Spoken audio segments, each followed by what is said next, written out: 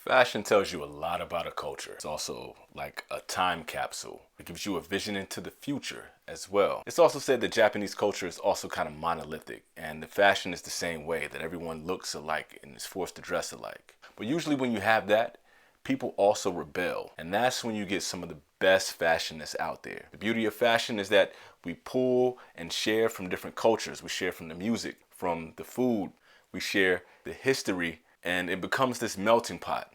And it's funny to see where Japan has borrowed from the United States and where the United States has borrowed from Japan. Now I'm kind of starting to see this resurgence, and it's really kind of remarkable to see what fashions have remained in Japan that you don't see very often in the US anymore.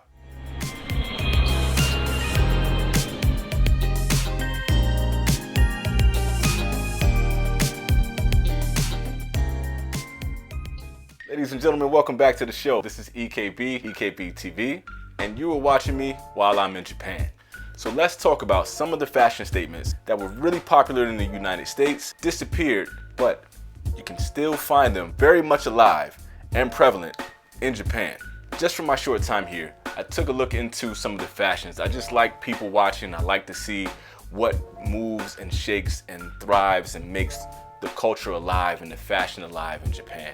And most of the fashion that you hear about is all from Tokyo, Shibuya, Shinjuku, Harajuku, and all these places that are just the epitome of what fashion is all about.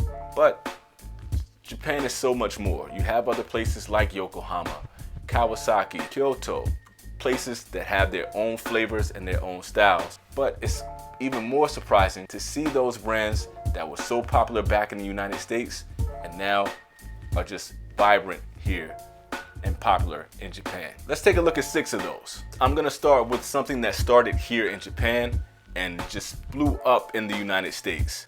That is BAPE, or Bathing Ape. This brand was started by Tomoaki Nigo Nagao. This is just a kid with an imagination who had parents that were hardworking in Japan and just saw a vision to do something different and to make a bold statement. This was started in 1993. Just out of nowhere was popularized by the skate punk hip hop culture. You might be more familiar if you're from the United States with Pharrell, maybe Lil Wayne, and it kind of took the Air Force One look that everybody was familiar with from the Saint Lunatics, made this colorful graffiti mash that was Bathing Apes, and it just blew up everywhere across the United States, especially in the hip hop culture. It was bold, it was brash, it was colorful, it was hip, and it was new. Also expensive, so it fit hip hop perfectly. But just as fast as it came in, the knockoffs came in as well, and the fashion just withered and died away. Now it's kind of a bit of a resurgence, with the retro style. Every 20 years, a lot of the fashion will come back. It's starting to breathe again, but it doesn't look like it went too far in Japan. And it's kind of cool to go outside and to see people rocking Bathing Ape in a more casual way and not trying to be in a trendy hip hop video like in the early aughts. Next up is Comme des Garçons. Now this is a brand that's much older. It's a much more storied brand. It has a long history, but same thing, it blew up, during the hip hop culture in the United States. Kind of the nerdier, geekier, more fashion forward kids kind of took on this style. You can see it influence the more skater and trendier, fashionable hip hop like Kanye West and A$AP Rocky. Definitely Odd Future and Tyler the Creator. Not more so of the hardcore, taking this more geeky, nerdy, fashion, button-up style and making it a little bit more hip. And this is why it fits so perfectly in Japan. That odd silhouette, kind of taking the androgynous look, these odd shapes, bigger clothes, tighter clothes, everything that was counterculture, it works so perfectly for young hip kids in the United States to the young hip kids in Japan, and they found that bond. That's what made Comme des Garçons so popular. You gotta love a trendy look like that, and to be able to see it out and about now with Japan style, with these baggier clothes, this androgynous look, it's still going, it's still alive today. To kind of keep in contact with Tyler the Creator and Odd Future, the next brand would be Supreme.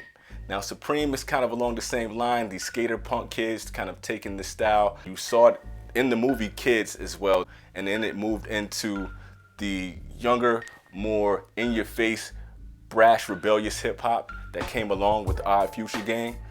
They took this style and it morphed and went from New York to LA to Paris to Japan. All the major cities were able to just kind of have this rebellious, fresh look. Simple branding, and it stood out, but it died off fairly quickly in the United States when Odd Future and Tyler the Creator decided to create their own label with LaFleur and Golf, and decided to make their own thing and stop supporting this huge brand to make their own brand. But it's still alive and well here in Japan. Next up is Champion. Now, Champion was something that was near and dear to me because when I was kind of coming of age in the late 80s, kind of finding my own style and trying to find myself a little bit, trying to find something new. Champion came along as a sports gear. I didn't know it had anything to do with Hanes. To me, I just thought it was its own brand, and I thought it was something that was brand new. During that time frame, it came out as the alternative brand. If you wanted to wear something that was a little bit more hardcore, something just different from the Nikes, the Reeboks, and Adidas that everyone was familiar with, you could definitely go with Champion. And it died out very soon after the late 80s, early 90s, only to make a resurgence in the late 2010s, early 2020. Champion made its comeback in the United States. When I get here to Japan, only to go into just about any store that you can think of, anywhere on the streets, from the smaller towns to the bigger cities, Champion was emblazoned everywhere, from the clothes to the pants to the shoes, and it was kind of cool to see how big Champion was here in Japan. Next on the list is Koch Sport. Koch Sportif? Koch Sportif. You know what I'm talking about. I can never get that name right, ever. Anyway, back in the day, this is one of those brands that was a great alternative, kind of like Champion. You had these different shoe brands that you could find in East Bay that would be like Asics or Brooks, Saucony, anything that was an alternative to the well-known brands like Nike, Adidas, and Reeboks. This was the counterculture. Great running shoes, great athletic shoes, really colorful, different styles that you could bring out. The Rooster was a kind of a new brand that not many people were familiar with. So when I step into Japan and I see a lot of the older people walking around wearing this brands on their hats, wearing the shoes, wearing the sports jackets, it caught my eye, and it's something that I would love to bring back and put into my own catalog and my own repertoire for my clothing as well. I think the reason why it fits so well in Japan is because of all of the outdoor sporting that is available in Japan. People love to cycle, they love to run, they love golf, and it still fits with the slightly older crowd that can wear this clothing. And I don't know as many of the younger people wearing this, but who knows, I may step into a city and it may stand out there as well. But it's good to see the Koch Sport still alive and well and kicking in Japan. Last but not least is Avarax. Now, anybody that's within my age bracket, that if you grew up in the 90s, the big, baggy, raw hip-hop clothing that basically symbolized Boot Camp Clique, Wu-Tang Clan, a lot of the more hardcore hip-hop acts wore Avarax. Now, a big deal in hip-hop was just the military clothing, bringing in the bomber jackets, the rugged canvas clothing, the green colors, the browns, all of that. That was a major staple of being from street, being ready for war, being hardcore. So the leather, thick bomber jackets came along with it, and it was really highly represented by Wu-Tang. This is something where it was very common to see somebody my size, that's about 160 pounds at the time, maybe 5'10", wearing a 4X, 5X jacket that could swallow people. It's not the same here in Japan. The clothing is a lot more sleek and fitted, but everywhere you go, you see Avarax, and it's kind of cool to see that stand out. This is something I thought died out in the late 90s. It's still here, it's alive, and it's kicking. You go to Tokyo, you can see the actual Avarax stores. They're all over the place, and it kind of warmed my heart to see Avarax. And it's definitely something that I would love to bring back to the United States, and to have that just be another brand that people love all over again. I love retro fashion. I love to see fashion that could die off in one place and still be thriving and alive somewhere else. Just kind of cool to see. Hope you guys like the list. Maybe you have some of this in your fashion. If you do, put it down in the comments.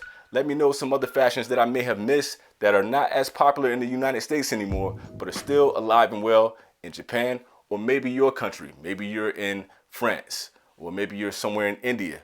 Who knows? Let's talk about it. Anyway, this is Keelan, EKB. You're watching while I'm in Japan. You guys stay cool. Oh, and be kind to your neighbors all over the world. Peace.